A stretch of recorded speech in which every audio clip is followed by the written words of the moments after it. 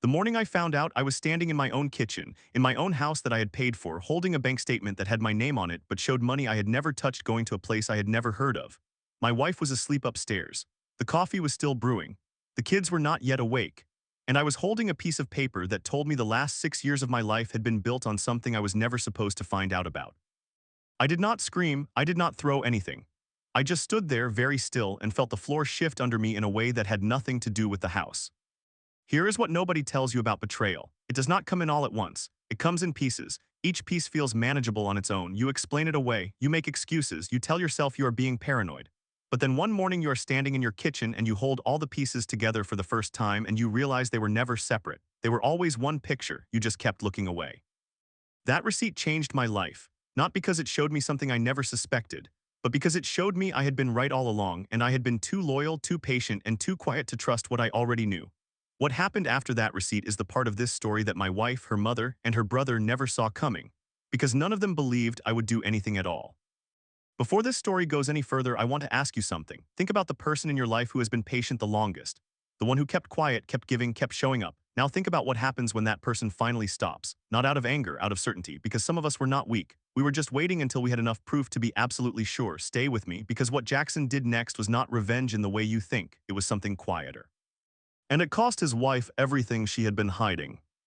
My name is Jackson. I am going to tell you something that took me a long time to say out loud and even longer to fully understand.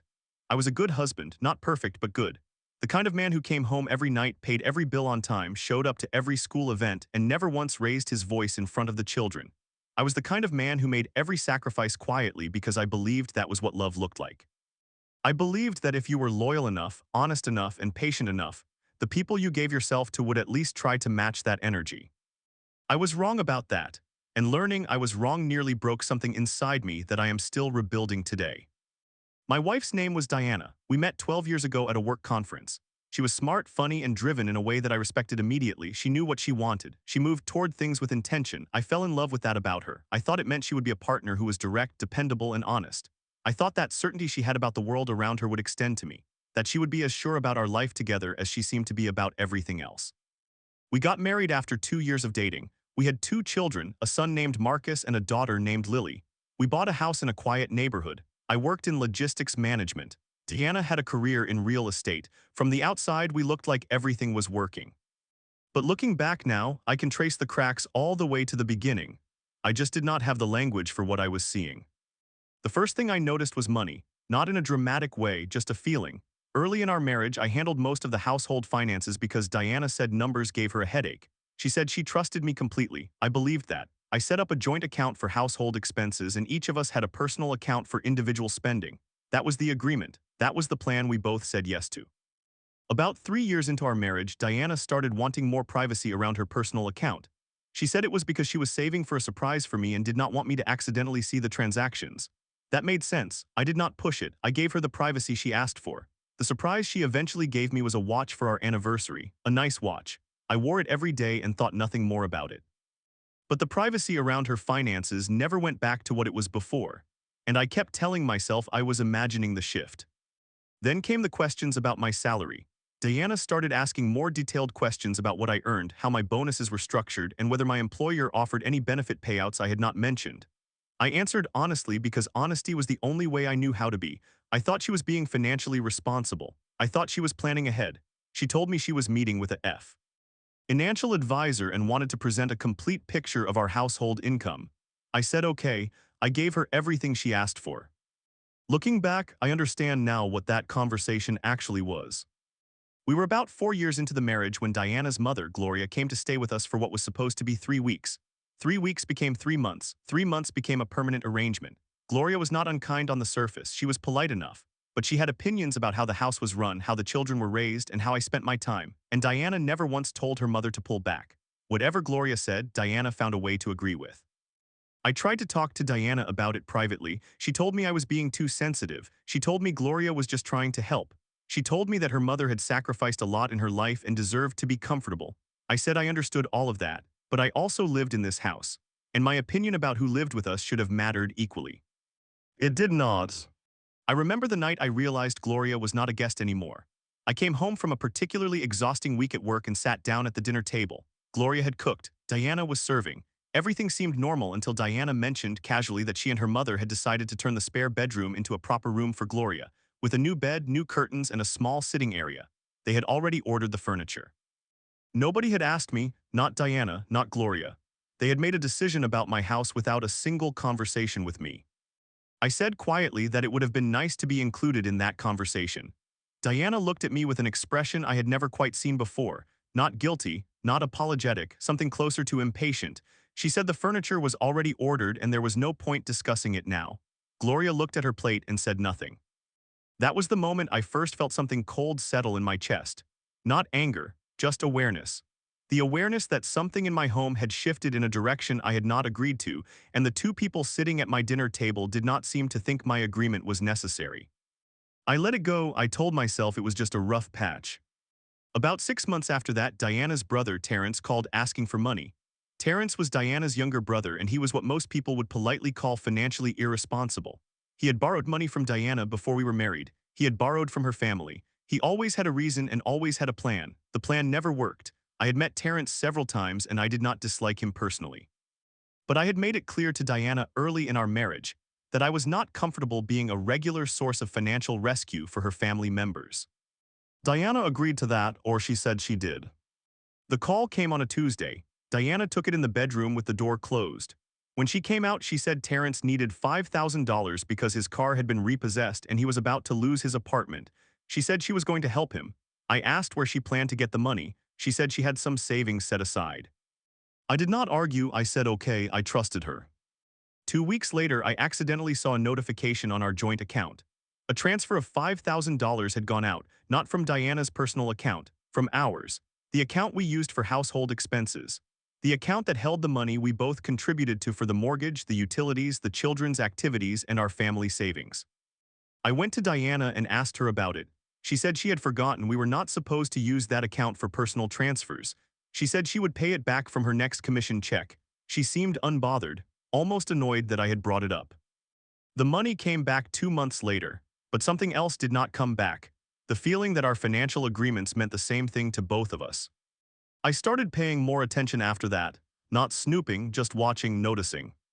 Over the next year, there were 3 more transfers from the joint account to places I could not immediately identify. Each time I asked, Diana had an explanation: a car repair, a medical copay she had forgotten to mention, a birthday gift for her mother. Each explanation was reasonable on its own, but together they felt like a pattern I was not supposed to see clearly enough to name. Then came the month I noticed the mortgage payment was 3 days late. I checked the joint account and the balance was lower than it should have been. I went through the transaction history carefully and found a transfer I had never authorized and had never been told about: $2,000, gone to an account number I did not recognize. This time I did not go to Diana first, I went to the bank. The bank told me the transfer had been initiated from a linked account under Diana's name. She had linked her personal account to our joint account without telling me, and she had been using that link to move money in and out in ways that did not show up on the simple statement view I typically used. You had to go into the detailed transaction history to see it, a place most people never bother to look. I sat in my car in the bank parking lot for a long time. I was not shaking. I was not crying. I was doing something I had rarely allowed myself to do in that marriage. I was thinking without immediately making excuses for someone else. I started going back through the records, not 2 months, not 6 months. I went back 3 years, and what I found when I laid it out on paper was not small. Across 3 years of linked account transfers, Diana had moved approximately $47,000 out of our household finances in a way that was never accounted for, never discussed, and never explained. $47,000. I held that number in my hands and tried to figure out how I had missed it. The answer was painful but honest. I had not missed it because I was careless. I had missed it because I trusted her, because I never imagined she would do something like this. Because every time something felt off, she had a quiet explanation and I had a strong desire to believe the person I had built my life with. That was the first real proof object. The bank printout, 3 years of highlighted transfers, numbers and dates that could not be argued with. I did not confront her yet. I know that might surprise you, but I had learned something important in the months leading up to that moment. Every time I brought something up too early without enough information, Diana would explain it away. I would accept the explanation and the real situation would remain hidden. If I was going to understand what was actually happening, I needed more than one piece of paper. I needed the whole picture. So I started very carefully building that picture. I hired a financial consultant, a woman named Patricia who specialized in family financial disputes. I paid for her out of my personal account, not the joint one. I told her everything I knew. She sat with me for 2 hours and then told me that what I was describing was a very common pattern in financial betrayal within marriages. She said the most important thing now was documentation. Everything documented, dated, and saved somewhere Diana could not access. I spent the next 6 weeks working with Patricia to build a complete picture of our household finances across the entire marriage. It was not pleasant work, but it was important work, and what it showed me was far worse than I had initially understood. The 47,000 I had found was not the total. It was just the part I had seen from one angle.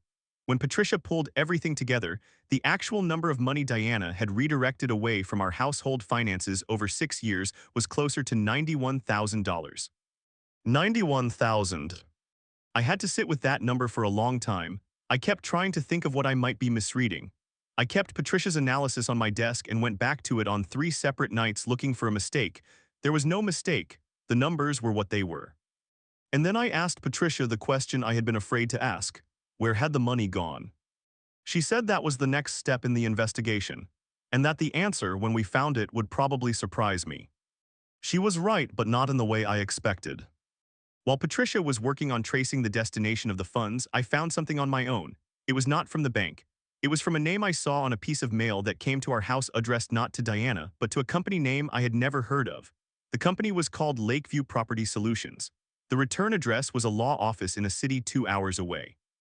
I almost threw it away, then I looked at the address on the envelope again. Our house, our address, but a company I had never heard of. I did not open the envelope.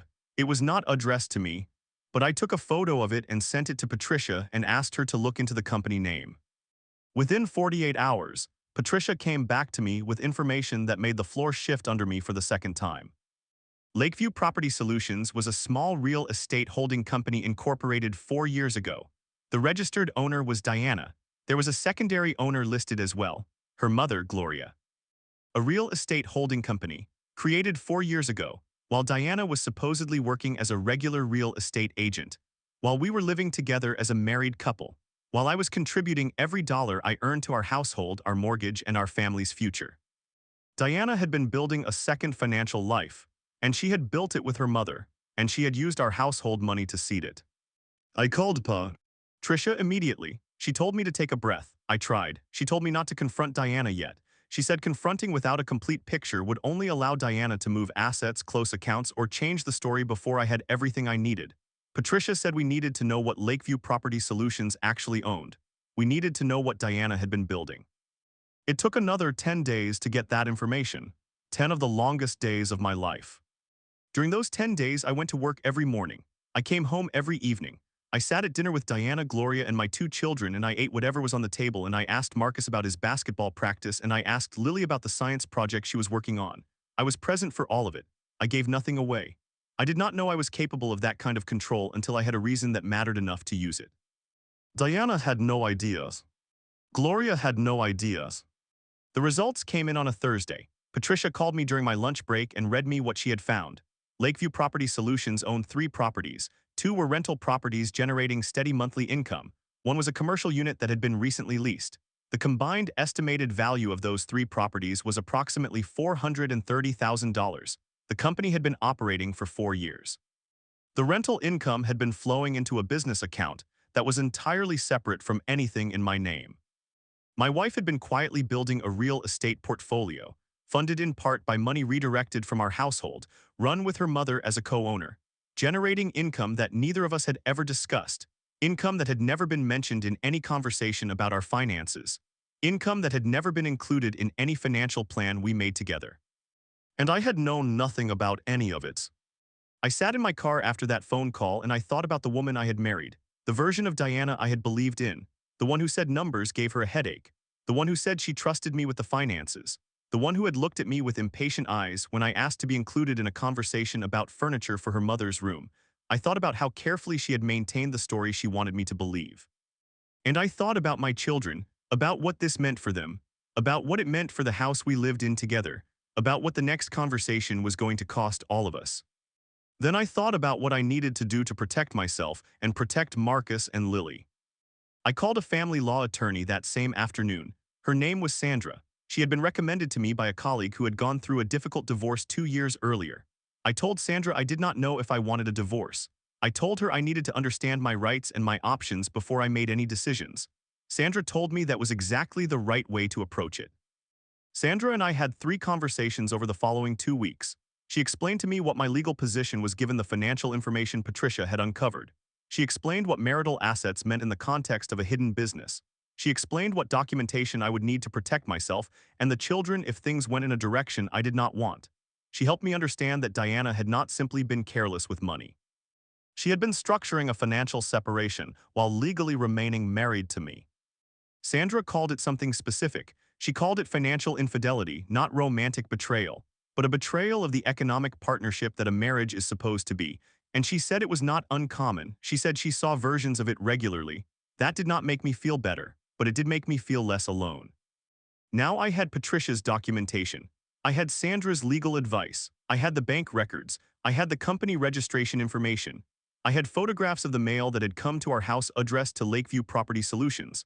I had a folder that told the complete story of what Diana had been building behind my back. And I had one more question I had not yet answered. Why? I found that answer by accident, not through any investigation, through a voicemail that Diana forgot to delete. I found it late on a Sunday night. Diana had left her phone charging on the kitchen counter and gone upstairs to help Lily with a bath. Her phone screen lit up with a notification. I was not snooping, I was standing right there. And the notification showed the preview of a voicemail from a contact saved in her phone under a name I did not recognize. The preview showed only the first few words, but those few words were enough to make me pick up the phone. I do not usually do things like that, but that night I did. The voicemail was from a man named Daniel, and the message he left was not appropriate for a voicemail left for some. Nee's wife. It was not explicit in a graphic way, but it was intimate in a way that was unmistakable. The tone, the familiarity, the reference to a conversation they had apparently had recently about a plan they were working on together. I put the phone back exactly where it was before Diana came downstairs. I went upstairs. I said goodnight to Lily. I told Diana I was tired and going to bed. She said okay without looking up from her phone. I did not sleep.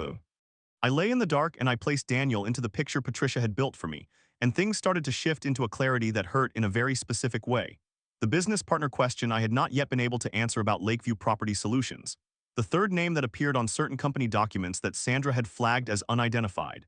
The secondary registered agent whose full details Patricia was still tracing. I sent Patricia a message the next morning. I gave her the name Daniel and asked her to look for any connection to Lakeview Property Solutions or to Diana personally. The answer came back faster than I expected. Daniel was listed as a silent business advisor on Lakeview Property Solutions' original incorporation documents. He had been involved from the very beginning, and he had a personal relationship with Diana that predated our marriage by several years. They had dated briefly before Diana and I met. According to what Patricia was able to find through publicly available records and a professional background check, Daniel was a real estate investor who had mentored Diana early in her career. So here was the picture now. The man Diana had dated before she met me. The man who had helped her understand real estate investment. The man whose voicemail sat intimately on her phone. That man had been involved in building a hidden company with Diana and her mother while Diana was married to me. Funded in part by money that had come from the household I was paying into every single month. I had been funding a life Diana was building with someone else. I need you to understand something about how I felt in that moment. I am not a man who expresses emotions loudly. I never have been. But that knowledge, that specific understanding of what had been happening right in front of me while I drove carpool and paid utilities and wore the watch she gave me as a surprise anniversary gift, that sat inside me like something cold and very heavy. Not explosive, just crushing. I went back to Sandra. I told her everything, including Daniel. She listened without interrupting. When I finished, she said 2 words. She said, "Good timing." I asked her what she meant. She said that the discovery of a romantic relationship alongside the financial concealment significantly changed the legal landscape of what we were dealing with. She said it shifted the nature of the asset question. She said it was important that we acted carefully, but that the timing of what I had found and what I now had documented was actually in my favor. Diana had not yet taken any steps to formally separate. Whatever she was planning, she had not started the legal process. Which meant I had the ability to act first, with full information in a controlled way. Sandra asked me directly what I wanted. I told her I needed time to think. She said I had a little time but not unlimited time. She said these situations had a way of accelerating once the other person sensed a change. That night I thought about Marcus and Lily. I thought about them for a long time. I thought about what I wanted their home life to look like, what I wanted the next 5 years to look like, what I wanted to feel when I woke up in the morning. And I thought about what Diana had done and how long she had been doing it. Not a mistake, not a bad year, 6 years of deliberate choices made in my direction. By the morning, I had made my decision. I did not blow up the marriage in a dramatic way. I did not confront Diana at the dinner table. I did not call her family. I did not tell anyone what I knew. Instead, I took 4 very quiet, very specific steps. First, I separated my personal finances completely. I moved my salary deposit to a new personal account Diana had no access to or knowledge of. I did this the same week I made my decision. Sandra had advised me to do it and to document the date so there was no question later about the timing. Second, I stopped contributing to the joint household account at the level I had been. I continued paying the mortgage, which was in my name. I continued covering the children's expenses directly. But the joint account, the one Diana had been using as a channel to redirect funds, I let it sit at the minimum required balance to avoid fees. I said nothing about this. I simply stopped. Third, I filed for divorce. Sandra filed the paperwork on a Wednesday morning. By Wednesday afternoon, Diana had been served. I was at work when it happened. I had asked Sandra to have it done during the day while I was not at home, partly for the children and partly because I needed to be somewhere other than that house when Diana's world changed. She called me 17 times between 2 and 4 in the afternoon. I did not answer. When I came home that evening, she was sitting at the kitchen table with the papers in front of her and Gloria standing in the doorway of the kitchen with her arms crossed. Diana's eyes were red. She looked like she had been cycling between crying and fury for the past several hours. She demanded to know what this was. She demanded to know why I had done this. She said I owed her an explanation. I sat down across from her. I put my briefcase on the floor next to me. I looked at her very calmly and I said, Diana, I know about Lakeview Property Solutions. I know about the transfers. I know about Daniel. And I know exactly how long this has been going on. The silence that followed was the loudest thing I had ever heard in that kitchen. Gloria left the doorway. I heard her go upstairs. Diana did not speak for a very long time. When she finally did, she did not apologize. She did not cry. She said I was making a mistake. She said I did not understand the full situation. She said there were things she could explain if I would just listen. I told her she was welcome to explain everything to my attorney. She started crying then, real tears, or at least they looked real. She said I was destroying the family. She said the children needed their parents together. She said she had made mistakes but that I was blowing everything out of proportion. She said I was being cold and punishing and that the man she married would have sat down and talked this through. I told her the man she married had been talking things through for 6 years. And that while he was talking, she had been building a second life and a second financial future with money that came out of the life they shared. She said it was not like that.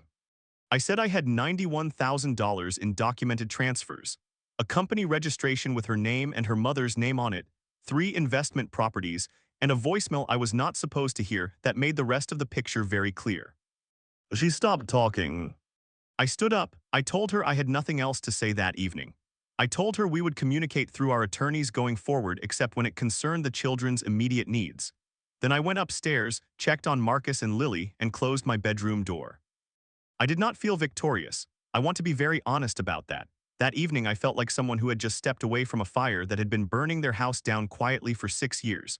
There was no celebration in me. There was something closer to grief. The grief of finally knowing the full truth about someone you loved. The grief of a life you thought you had turning out to be something you were maintaining alone. But underneath the grief, something else was starting to settle in. Something like stillness. Like a kind of peace that comes not from happiness but from clarity.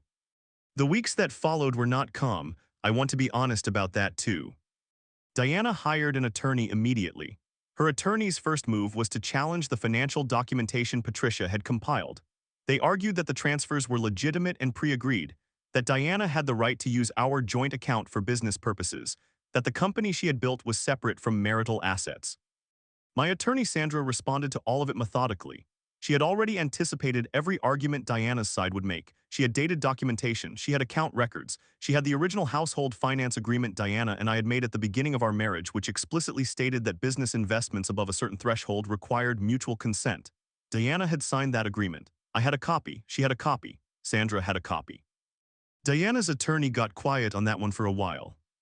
Then Terrence called me, Diana's brother. He left a voicemail asking if we could talk man to man. He said he wanted to help the situation. He said Diana was not herself and that maybe there was a way to work this out without destroying the family. I listened to the voicemail twice.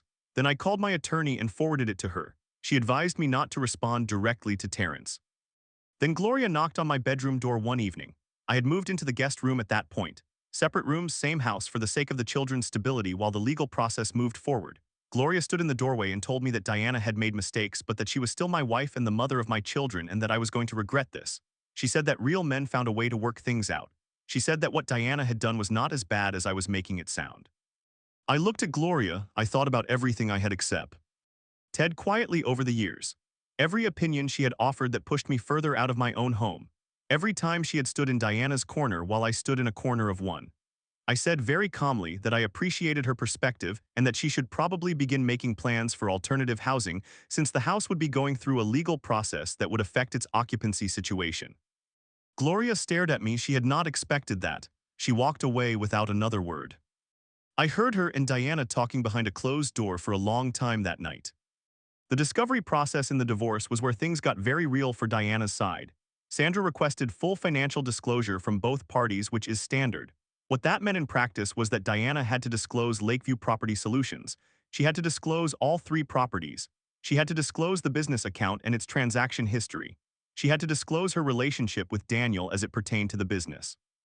That last part was the one she had been hoping to avoid. Her attorney fought the Daniel disclosure on the grounds that the personal relationship was not relevant to the financial proceedings. Sandra argued that a business partner with a personal relationship to one spouse, funded in part by marital assets, was entirely relevant.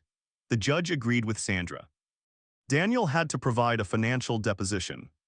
I was not in the room for that deposition, but Sandra told me afterward that Daniel had been very careful with his words, very lawyered, but certain facts were simply facts and could not be lawyered away. He had been involved in Lakeview from the beginning.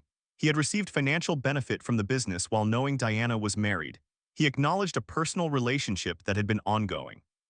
Diana's attorney pivoted quickly after that. They moved into negotiation mode. They came to Sandra with a settlement offer. The offer was structured in a way that heavily favored Diana's retention of the properties. It offered me a cash buyout below market valuation based on an assessment they had commissioned from someone I had never heard of. Sandra told me to decline. I declined. 3 weeks later, they came back with a second offer. Better, but still structured in a way that was designed to keep the properties intact as a unit under Diana's control. Sandra again advised me to decline and made a counterproposal. The counterproposal outlined a full and fair division of all marital assets, including the properties, the rental income accumulated over 4 years, and the marital value of the household contributions I had made that could be directly traced to the company's founding capital. That counterproposal sat on Diana's attorney's desk for 9 days. During those 9 days, I went to work. I came home. I helped Marcus with his homework. I helped Lily with her project. I took them to their activities on the weekend. I fed them dinner and talked to them about their days and made sure they understood in every way I could without burdening them that their father was not going anywhere. On the 10th day, Diana's attorney called Sandra. They accepted the counterproposal with minor modifications. The settlement was fair. It was not perfect. No settlement ever is, but it was honest. My contributions to that marriage, to that household, and indirectly to that company were formally acknowledged in legal terms. The properties were assessed at full market value and divided accordingly. The rental income accumulated during the marriage was included in the marital estate. I received a financial settlement that reflected 6 years of contribution, not 6 years of being quietly used. There is one more thing that happened during the settlement process that I want to tell you about. Happened because of a mistake. A very specific and very expensive mistake that Diana made during the discovery phase. In her financial disclosures, she listed an asset that she had clearly forgotten I knew anything about. It was a savings account in a bank that Patricia had not yet reached in her investigation. It had been opened 4 years ago under Diana's name alone, and it had a balance that had been built steadily over those 4 years from a stream of deposits I could not immediately identify. But Patricia could identify them. Given the account number and the bank name, Patricia traced the deposits back to their source within a week. The source was a secondary income stream Diana had developed through a property management consulting arrangement she had with 2 of Daniel's other investment clients. She had been doing professional work, earning professional fees, and depositing them into an account I had never known existed. More money, more hidden, more deliberate. That account was added to the marital estate by court order. Diana's attorney tried to argue it was post-marital in its nature and should be excluded. Saw.